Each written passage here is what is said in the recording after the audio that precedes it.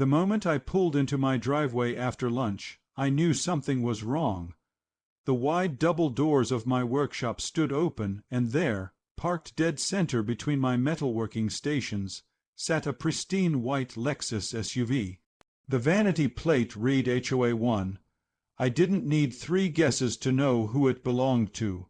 Patricia Holloway had done it again, but this time she'd gone too far. I walked calmly to my toolbox, ignoring the smug smile I could practically feel radiating from her kitchen window next door.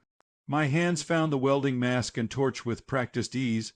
No more warnings, no more polite conversations. This time, Patricia was about to learn what happens when you push a metal worker past his breaking point.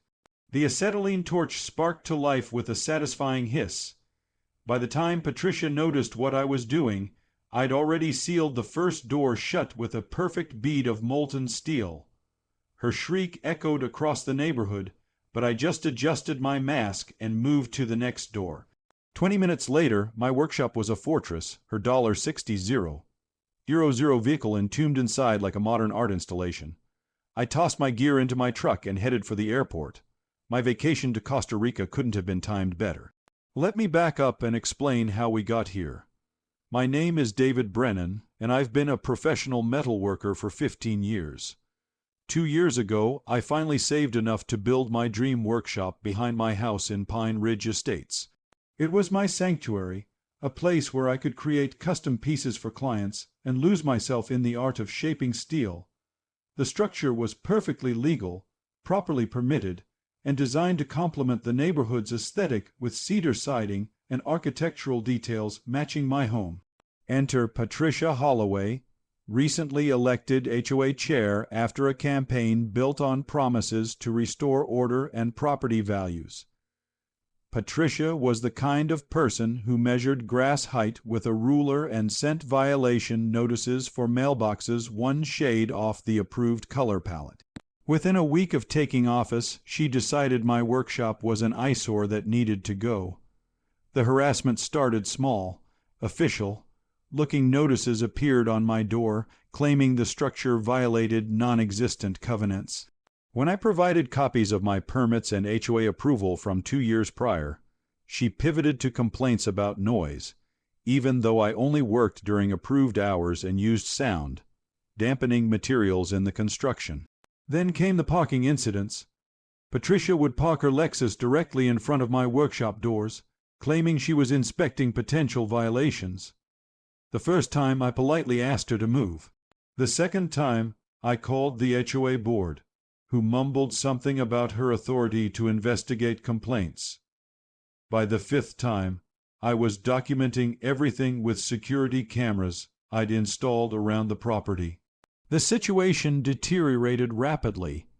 Patricia began spreading rumors at HOA meetings that I was running an illegal business, creating fire hazards and lowering property values. She filed false complaints with the city, each requiring me to take time off work to meet inspectors who inevitably found nothing wrong. She recruited her friend Sandra Morrison to corroborate fabricated noise complaints, and together they made my life miserable. The breaking point came on a Tuesday morning. I arrived at my workshop to find the doors not just blocked, but wide open, with Patricia's Lexus parked inside. She'd somehow gotten hold of my spare key, probably through the property management company where her sister worked. A laminated note on the dashboard proclaimed the space was being reclaimed as communal property pending HOA review. I took photos from every angle, ensuring I captured her license plate and the note. Then I called my lawyer, who confirmed what I already knew. The workshop was on my property, built with proper permits, and Patricia had committed criminal trespassing and breaking and entering. But he also warned that pursuing charges would be a long, expensive process, and Patricia would likely face minimal consequences. That's when I decided on a different approach. If Patricia wanted to claim my workshop as communal property, I'd treat it like my property and secure it properly. I spent the next hour welding every entrance shut with surgical precision. The main double doors, the side entrance, even the windows, all sealed with beautiful, unbreakable welds that would make any metal worker proud. I left small gaps for ventilation because I'm not a monster, just a man who'd reached his limit. Her precious Lexus wasn't going anywhere without serious demolition work. Before leaving for the airport, I did 3 things. First, I posted the security footage on the neighborhood Facebook page with a simple caption explaining that I'd secured my workshop against trespassers and would return in 2 weeks. Second, I sent a certified letter to the HOA board notifying them that their chair had committed breaking and entering. Third, I turned on the automatic sprinkler system for my lawn, knowing the spray would reach through those ventilation gaps. The vacation in Costa Rica was everything I'd hoped for. Pristine beaches, perfect weather, and spotty internet that I definitely didn't use to check the neighborhood Facebook page exploding with comments, photos, and increasingly frantic posts from Patricia. According to my neighbor Tom Garrison, who kept me updated through messages, the scene at my house had become the talk of Pine Ridge Estates. Patricia's initial confidence crumbled within hours. She'd called the police, who arrived to find her explaining how she'd broken into my workshop to park there illegally. The officers informed her that I had every right to secure my property, and that she was lucky I hadn't pressed charges for trespassing. They couldn't force me to return from vacation to release her vehicle, and they certainly weren't going to damage my property to retrieve it. The HOA board held an emergency meeting where Patricia demanded they pay for industrial cutting equipment to free her car. Board member Robert Dalton pointed out that she'd acted without board approval and had likely exposed the HOA to significant legal liability. The motion to help her was voted down 5-1, with only Sandra supporting her. By day 3, the local news had picked up the story. HOA chair trapped in irony became the feel-good piece of the week, with reporters interviewing amused neighbors and legal experts who confirmed I'd done nothing wrong.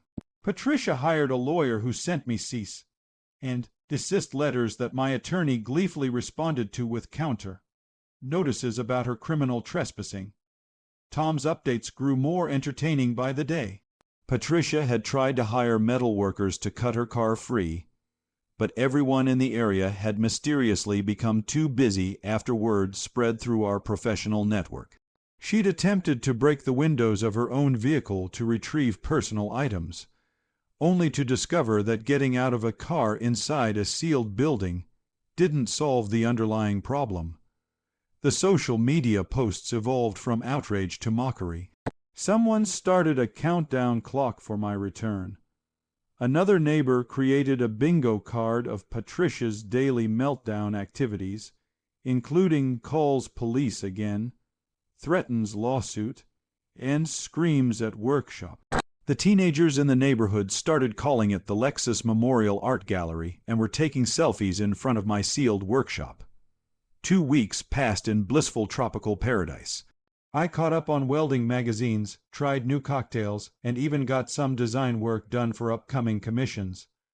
The spa day was particularly relaxing, knowing that back home, Patricia's $60,000 status symbol was collecting dust and moisture in what she'd claimed was communal property.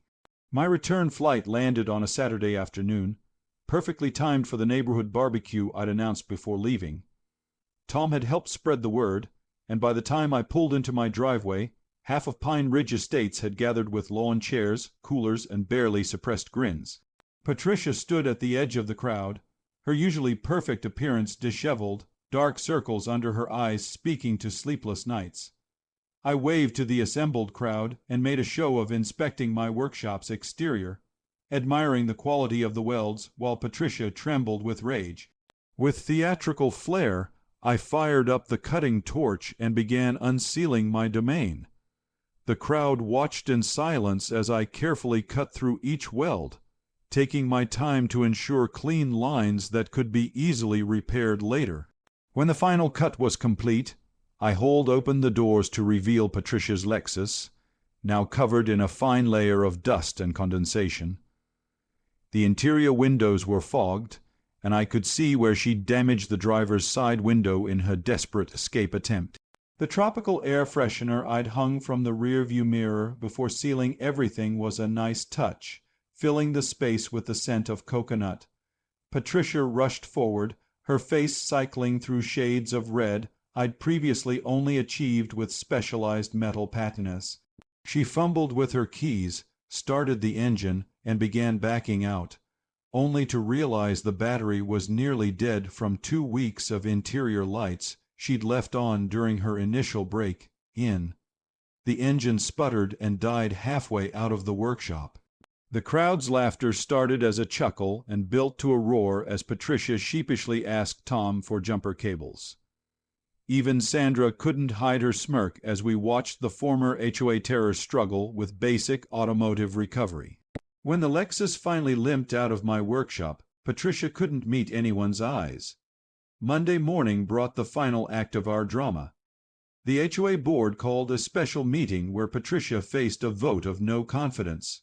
The board president read a list of her violations, including misuse of authority, criminal trespassing, and exposing the association to legal liability. The vote was unanimous, even Sandra abstaining rather than supporting her friend. Patricia's resignation letter was submitted within the hour. By Wednesday, a for sale sign appeared in her yard.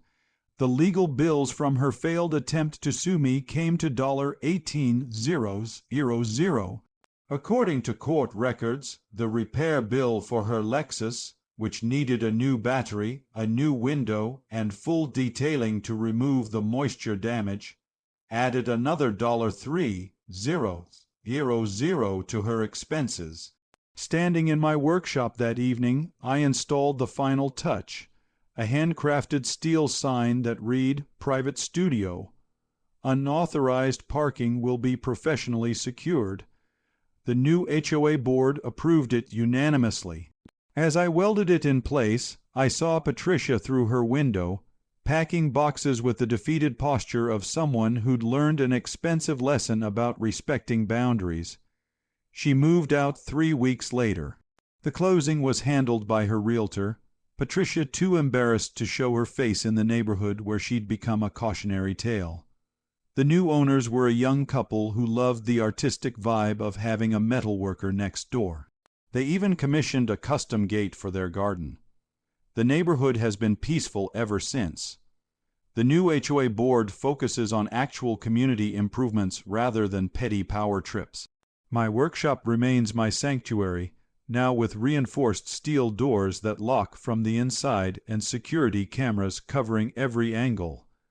And somewhere in another suburb, Patricia Holloway is hopefully thinking twice before parking where she doesn't belong. The $18,000 in legal fees she paid trying to sue me almost covered my Costa Rica vacation. Almost.